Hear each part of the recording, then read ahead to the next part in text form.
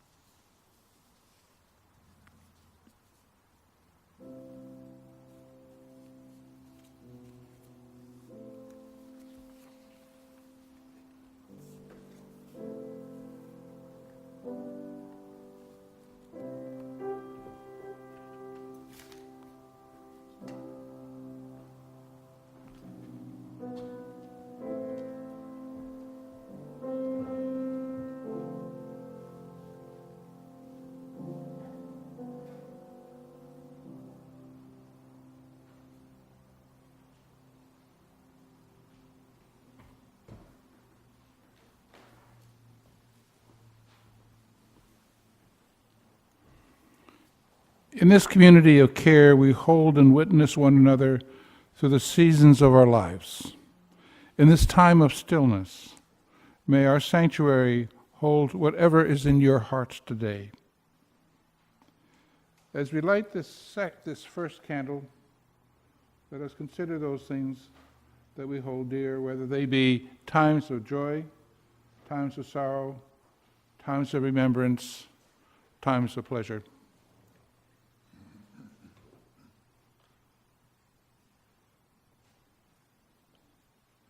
And we light a second candle of witness as well, where we call the people and places near and far whose stories weigh on our minds and on our hearts.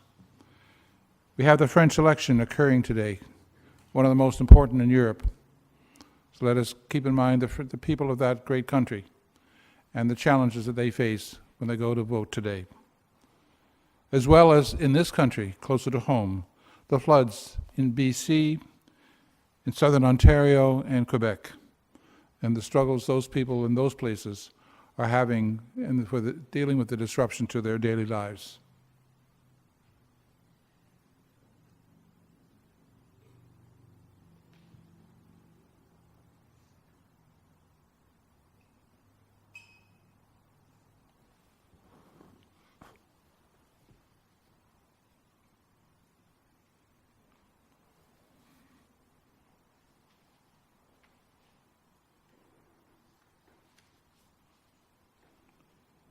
Peace be upon each and all.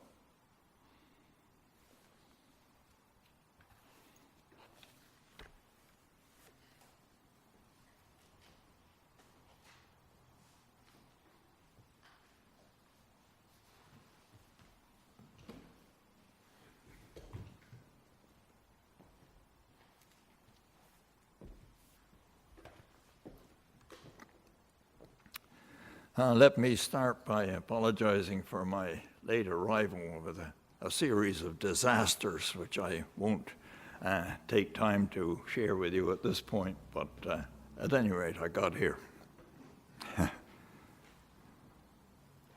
75 years ago, at the age of 17, I left the church of my upbringing to join the Unitarians. Why? When I told the vicar of my former church what I was doing, he said I had a grasshopper mind, ready to jump according to each new influence that came my way. And certainly there are such grasshoppers. I've seen some of them hop through congregations that I've served over the years. Very enthusiastic for a little while, until some new enthusiasm takes over. Well, I'm still a Unitarian. Why? I've changed, of course, over the years, and so has this Unitarian movement of ours changed. But the changes have not pushed us apart. I can't try to look at all those changes this morning, but at least I can mention a few. One story I heard many years ago was of a conversation between the Irish Unitarian minister Alexander Gordon and a Catholic priest. The priest said, "What troubles me about you Unitarians is that you have never said your last word." And he was nonplussed when Gordon took this criticism as a compliment. But as I look back now, I have to admit that in those far-off days, my outlook was closer to that of the priest than it was to that of Gordon. To be sure, I intended to build my own theology. But I thought with teenage arrogance that this could be my last word. I wouldn't have put it that way. I thought I could build a ship of faith that would be so seaworthy that I could sail the seas of life in it without too much need to put it into dry dock for repairs. I had made one basic assumption when looking for a satisfying religion. It was a natural assumption, since it was built into the way religion has been understood in the Western world for centuries, as a body of beliefs. people with a religious commitment are referred to as believers, by contrast with unbelievers. The believers, more often than not, have codified their beliefs into an unchanging creed. And it was my reaction against some of the items in the creed that I was expected to profess that took me out of the church in which I had been raised. But leaving behind certain beliefs and accepting others had not freed me from the traditional emphasis on that intellectual process of believing, and thinking this was the primary thing in religion. In fact, the Unitarian literature that I first obtained reinforced it. The most cogent and compelling book that I read at that time was entitled The Beliefs of a Unitarian. I still had a long way to go before I changed my mind about this emphasis on beliefs as primary. And look at our Unitarian movement today. As I look at the movement today, I get the feeling that perhaps I'm still in a minority on this, although our whole movement has been moving in that direction. I have, I think, been fortunate in that I became a Unitarian through a personal search that I myself inaugurated, which led me to getting and reading Unitarian literature before I had ever, to my knowledge, met a real live Unitarian. There were no Unitarians where I lived.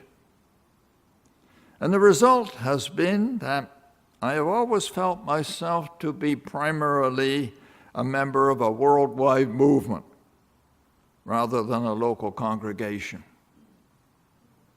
It has freed me from taking too parochial a view in assessing the movement as a whole in the light of its local embodiment.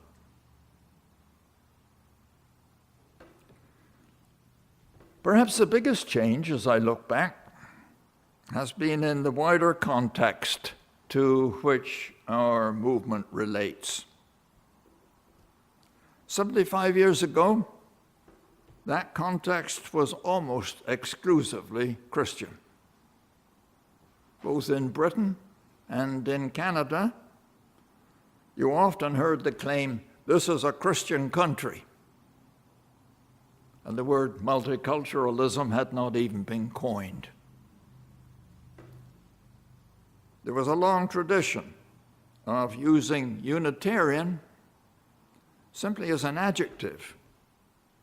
Just as in the USA today, we're called Unitarian Universalists, so at that time we called ourselves Unitarian Christians. Whether or not this terminology was used, the great majority of Unitarians regarded themselves as Christians.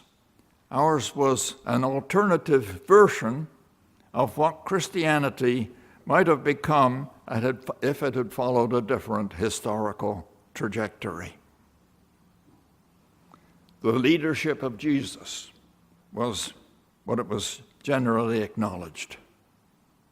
And for years after I became a Unitarian, the American Unitarian magazine was called The Christian Register.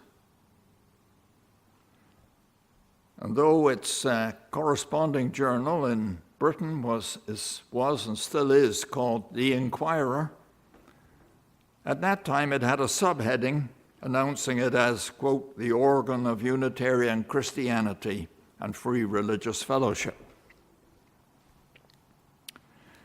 Now, of course, our movement has undergone a tremendous change in this area, with many Unitarians now feeling themselves alienated from Christianity or even hostile to it, which I would say is throwing out the baby with the bathwater. In the most recent period, though, the pendulum has started to swing back the other way, with an increasing number of people describing themselves as Christian Unitarians.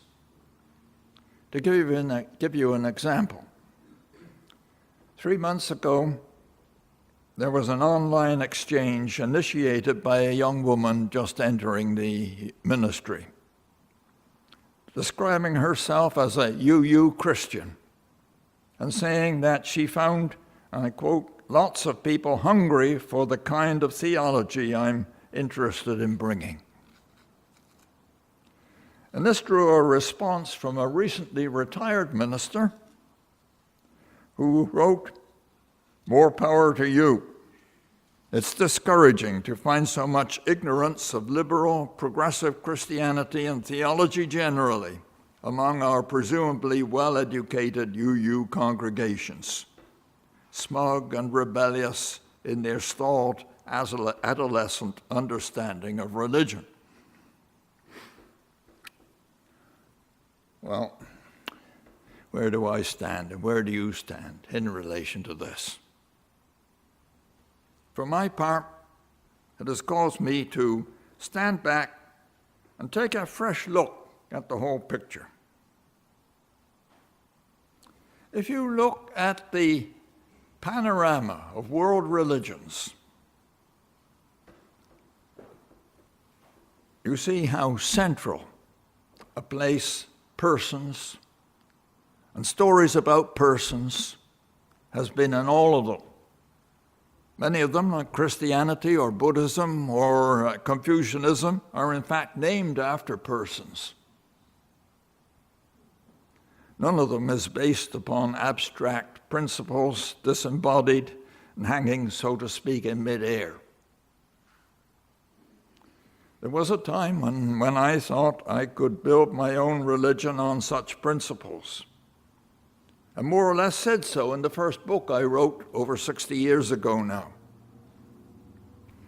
And after its publication, a colleague in the ministry, Joyce Hazelhurst, said in a review, and I quote, "At any time and in any community, the number of people who think in concepts, abstract terms, is relatively small. I think it always will be.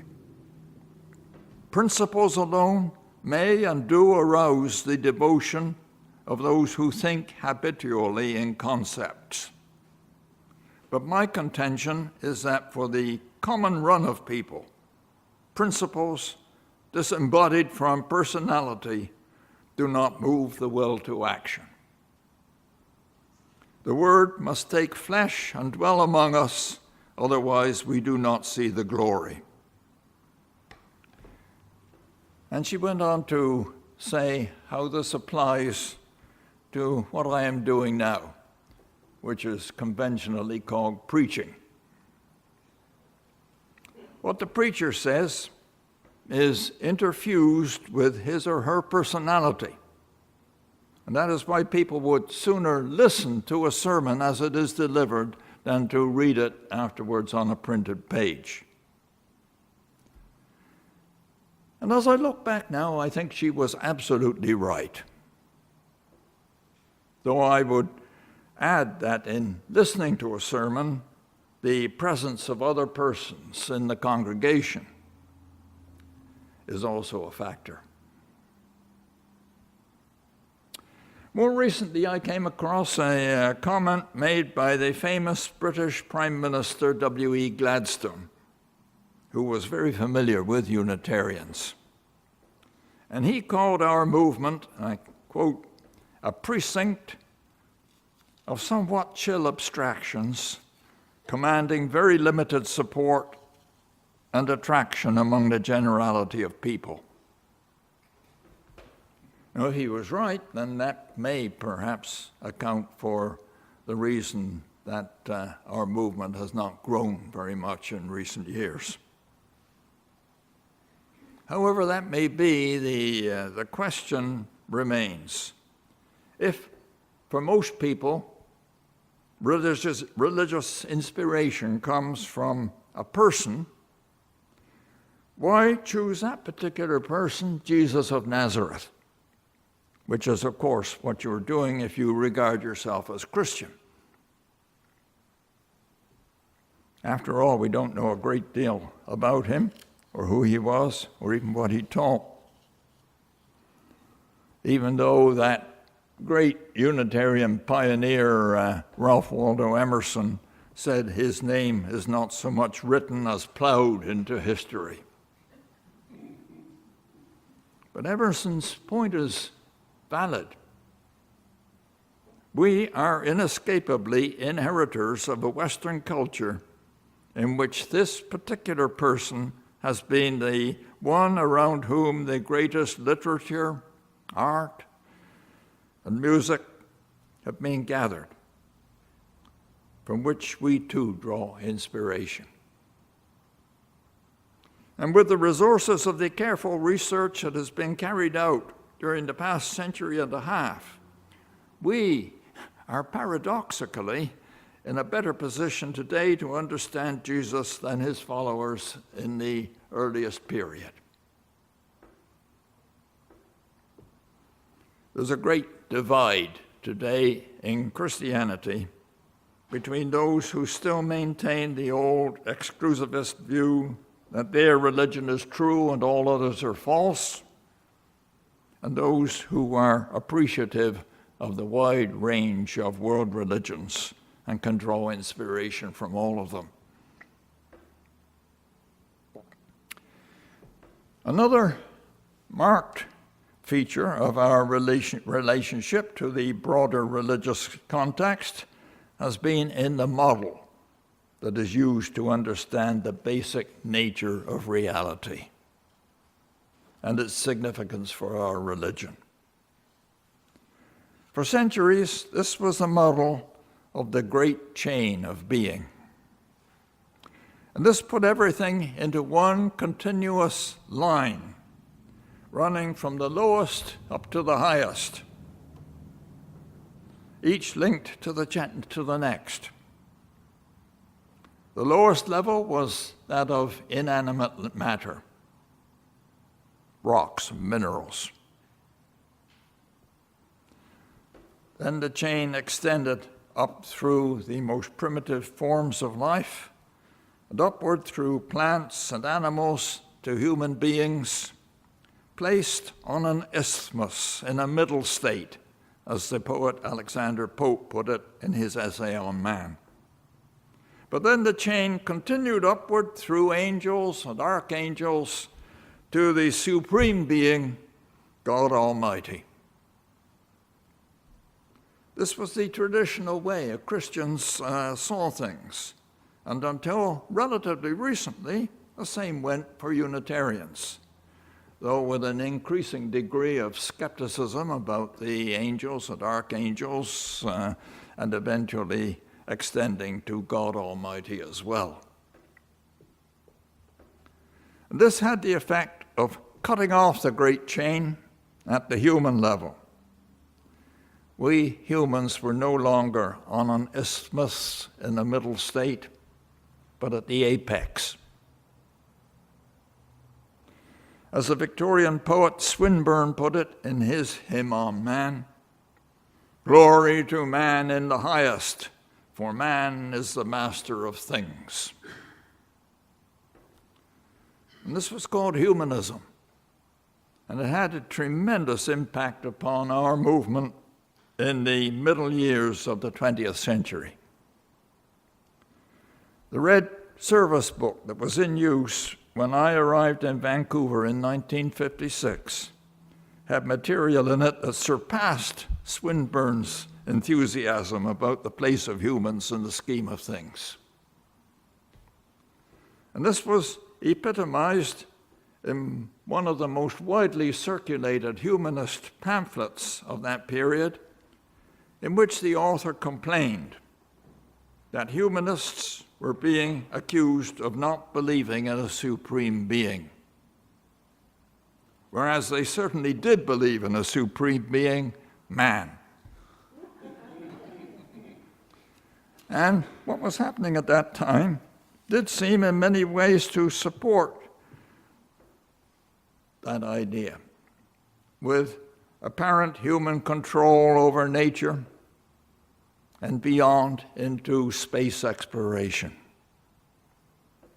Even in our own country, where nature is so intransigent, we had such developments as the St. Lawrence Seaway, the Trans-Canada Highway, the rapid annihilation of distance by air travel, even talk of overcoming the Arctic climate with vast geodesic domes.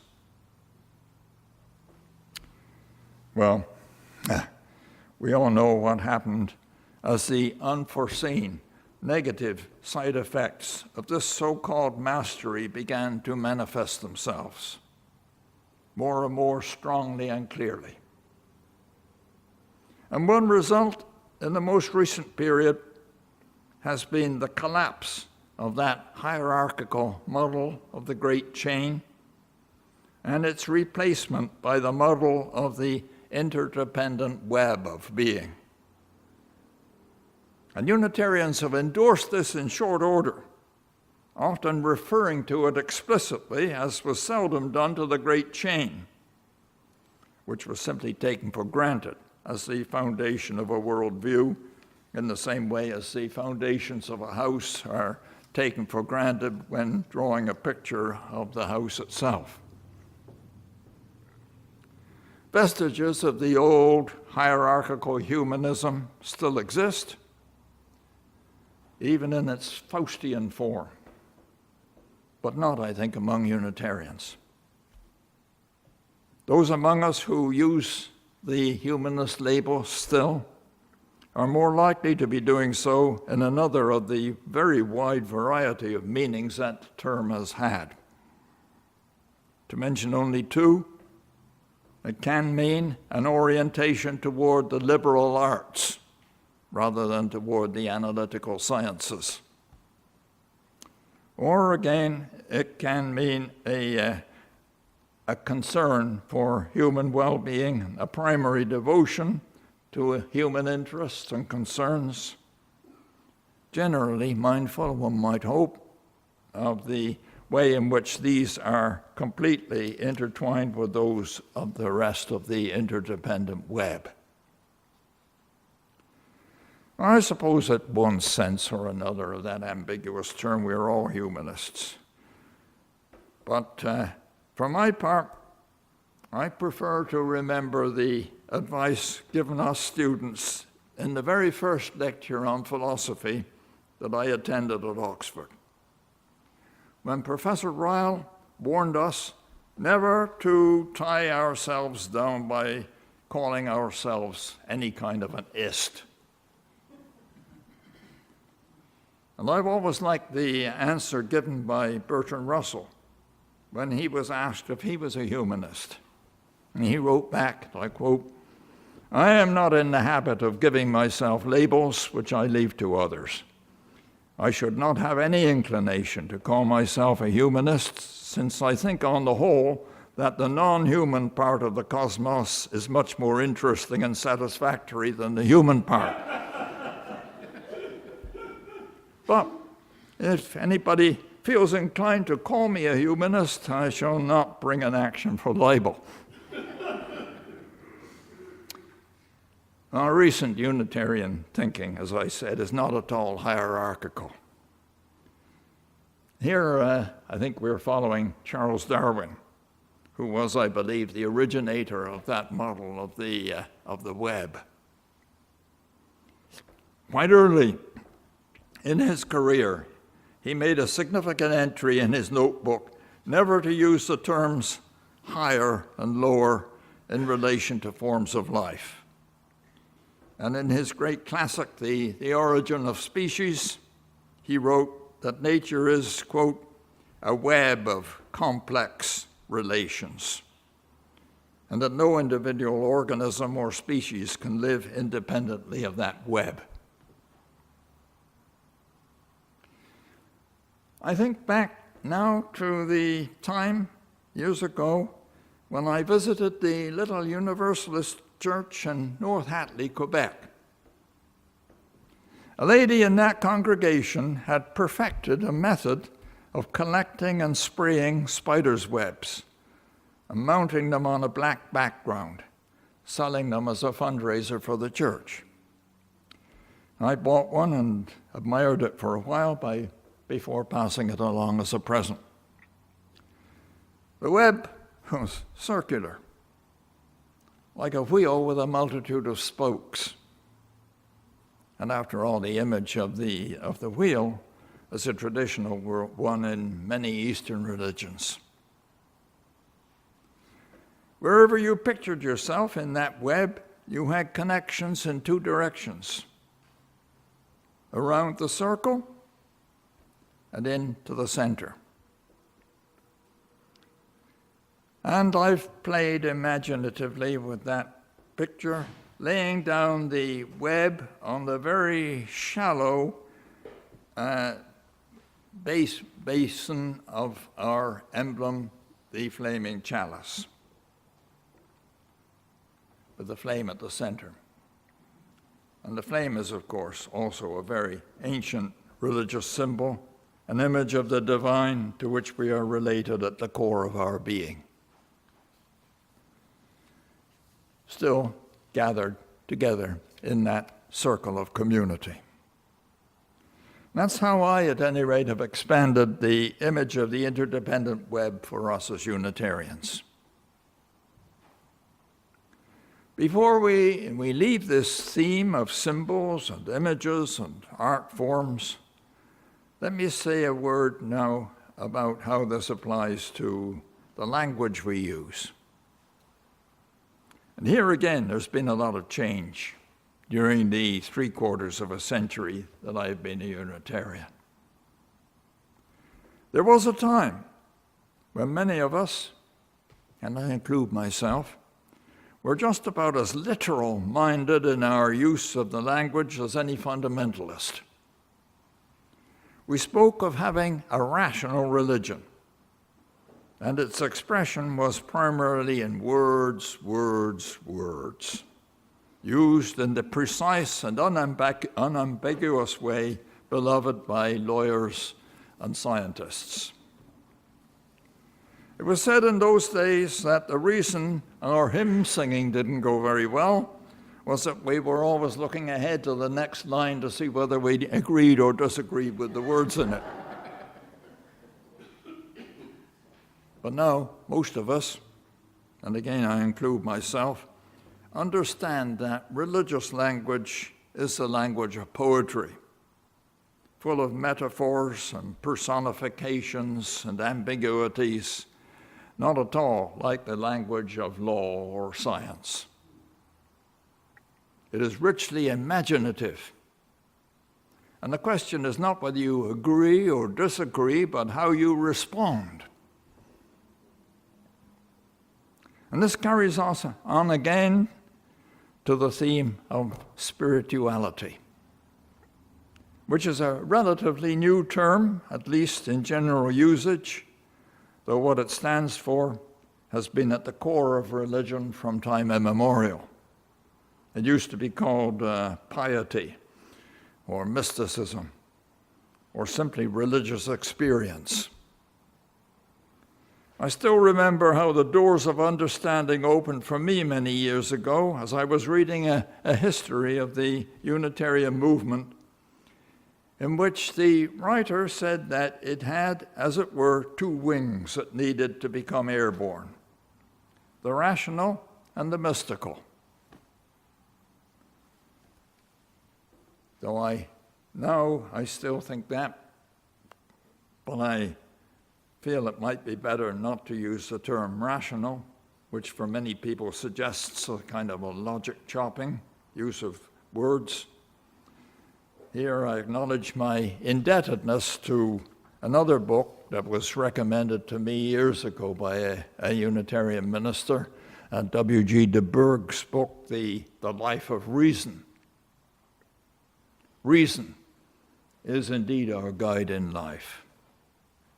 As the great Unitarian pioneer Channing said 2 centuries ago. But it is to be understood in a much broader sense than the people who call themselves rationalists usually admit. So I prefer the term reasonable. Intuitions, hunches, which have led to progress in so many fields, can certainly be reasonable and can lead to what is traditionally being called faith. Faith. Another richly meaningful but often misinterpreted word about which I've not changed my mind since the days when it was the subject of my university thesis. We do walk by faith in all fields of human life, and not just in those conventionally called religious. And so I could go on down the list of other classical words that have often gone out of favor in Unitarian circles and are now coming back in a more meaningful way. Words like worship or pray, as I was saying earlier in the service. I think we are entering into a more fruitful dialogue with thoughtful people from other religious bodies in these days. They have mellowed, and so have we. Since my earliest days in Vancouver, that has certainly been so. As we find the right vocabulary for dialogue. Now, if there were time, which there isn't, I could itemize other Unitarian changes that I've lived through, and no doubt those of you who've been around for a while could do the same. And of course, change will continue. But I can't resist ending with this entertaining quotation from a book written by the Spanish-American philosopher George Santayana at the time I first became a Unitarian.